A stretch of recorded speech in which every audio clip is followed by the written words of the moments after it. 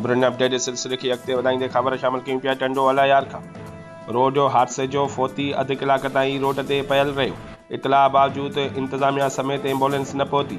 शहर जे दुकानदारनि फोतीअ खे हादसे वारी जॻह तां हथनि में टंगो टाली करे इस्पताल खणी वञण वारी वीडियो वायरल थी वई।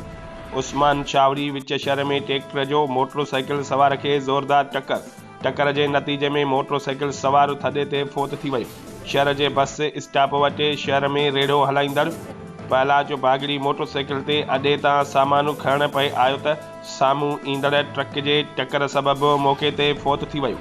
हादसे वारी जॻह तां शहर जे दुकानदारनि हथनि में खणी खेसि इस्पताल पहुचायो, जिते डॉक्टरनि फोत थियण जी तस्दीक कई।